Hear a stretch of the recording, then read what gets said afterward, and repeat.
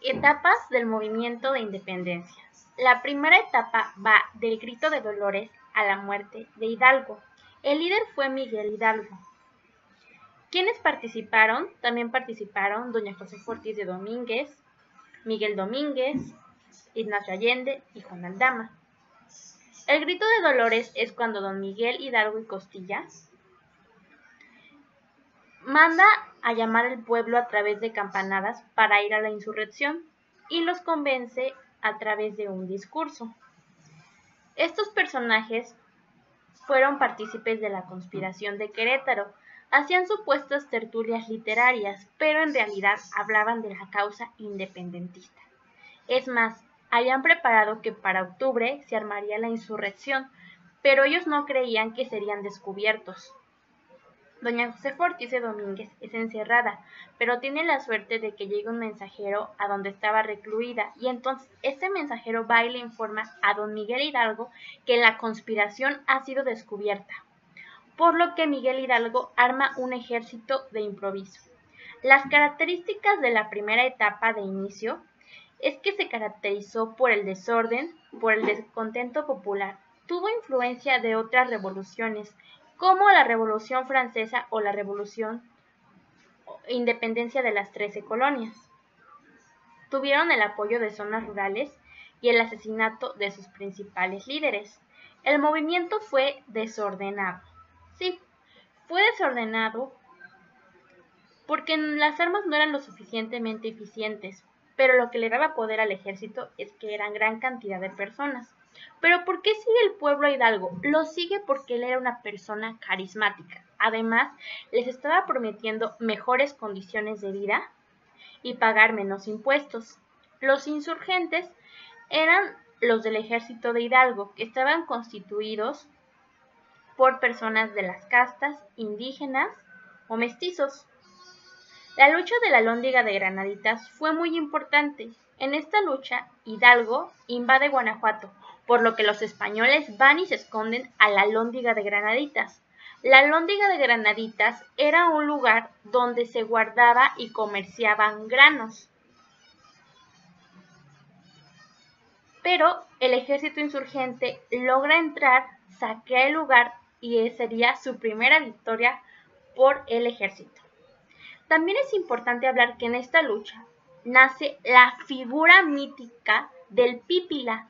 Se dice que el Pípila era un hombre que cargó una gran piedra sobre su espalda y que derribó la parte principal de la Alhóndiga de Granaditas para entrar. Hay historiadores que mencionan que es verdad, otros mencionan que es mentira. Incluso hay quien sostiene que en realidad no solamente fue un pípila, sino que fueron varios pípilas, es decir, varias personas que derribaron este establecimiento o la entrada del establecimiento. En realidad este tema es polémico. Otra batalla importante fue la Puente de Calderón. Esta sería decisiva, ya que lamentablemente el ejército insurgente pierde y meses después matarían a Hidalgo, Allende y Aldama. Félix María Calleja sería su enemigo. Él fue un político y militar que manda asesinarlos. La segunda etapa es la de organización. Va de la muerte de Hidalgo a la muerte de Morelos. El líder fue José María Morelos y Pavón, que se caracterizó por ser un estratega militar. El ejército era disciplinado a diferencia de la anterior etapa. Organizó el Congreso Constituyente y la Constitución de Apatzingán, donde hablaba sobre la abolición de las castas y la división de poderes.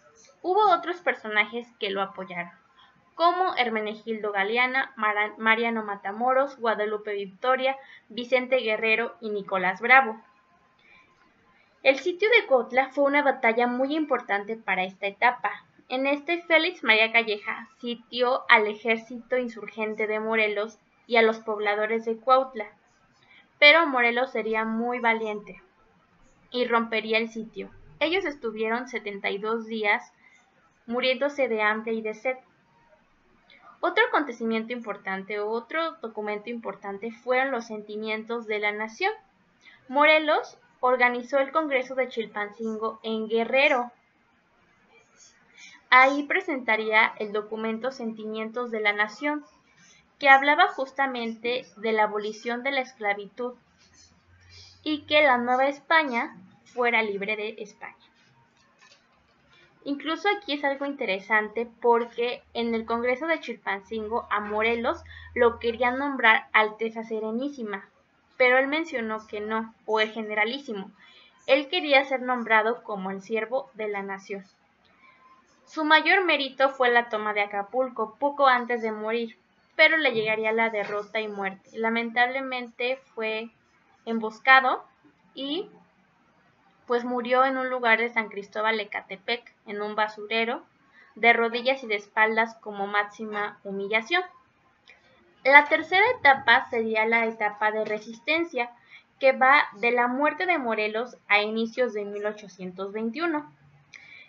Esta etapa ya no fue igual de organizada que como la de organización.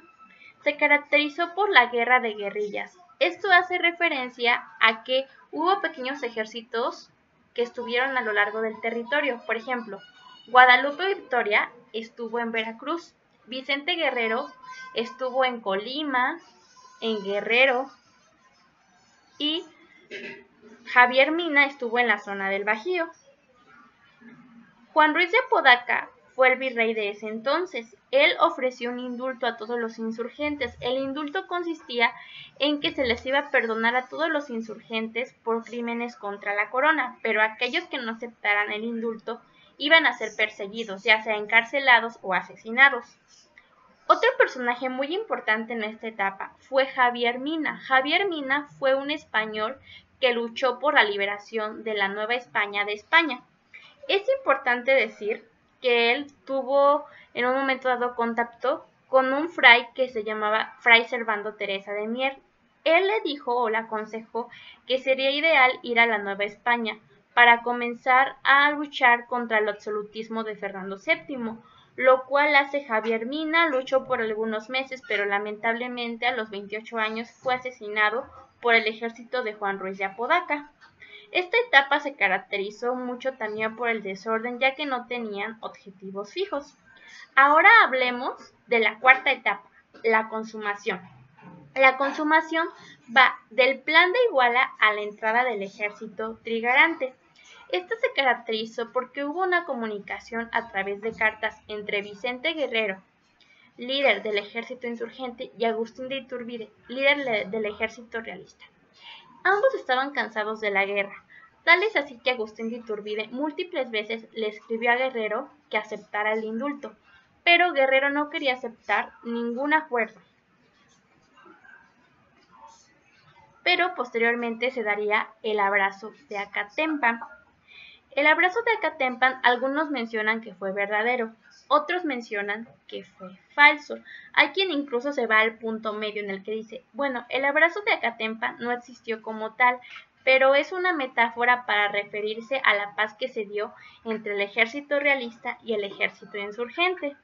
El plan de Iguala es aquel que es cuando Iturbide y Vicente Guerrero juntan sus fuerzas y leen este documento, en el cual hablaban de la emancipación de la Nueva España, de España, y de la creación del ejército trigarante, que era la fusión de sus dos ejércitos, del ejército insurgente y del ejército realista. Este ejército trigarante tenía una bandera que simbolizaba la religión, la independencia de España y la unión de los americanos. Los tratados de Córdoba serían aquellos documentos que Juan O'Donoghue aprobó, en el cual se aprobaba la independencia, pero también se hablaba de una junta provisional en lo que se elegía un emperador. Y bueno, sobre la entrada del ejército trigarante, podemos decir que Juan O'Donoghue entregó formalmente la Ciudad de México. Lamentablemente, la independencia de México solamente favoreció a los grupos en el poder, a los grupos que tenían menos recursos no los favoreció.